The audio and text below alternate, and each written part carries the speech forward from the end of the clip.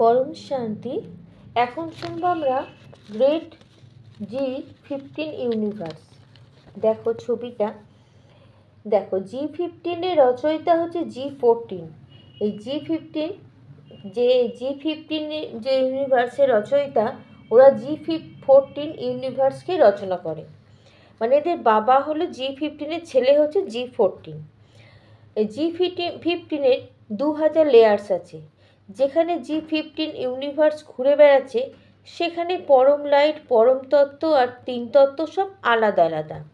আর এই G15 মধ্যেই আছে G14 ভেতর G13, তারপরে 12, 11, 10, 9, এমন করতে করতে একবারে সোলার সিস্টেম পর্যন্ত সব ইউনিভার্সগুলোর ভেতরেই মানে বক্সের ভেতর বক্স ঢুকে আছে।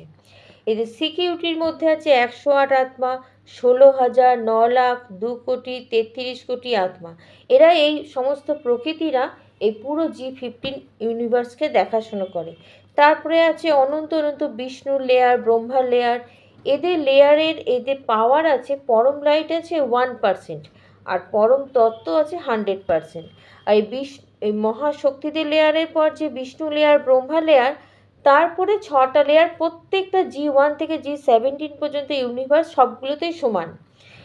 1, 2, 3 এদের নিজেদের নিজেদের যে আত্মারা আছে ইউনিভার্সের মধ্যে, যেমন এই 15-এর রচয়িতা হচ্ছে 14, এই 14-এর আত্মারা এরা সব থাকে। আর 4, 5, 6 ট্যুরিস্ট ট্রাভেলার, মানে অন্য জায়গা থেকে যারা যে সমস্ত আত্মারা এখানে আছে এরা থাকে।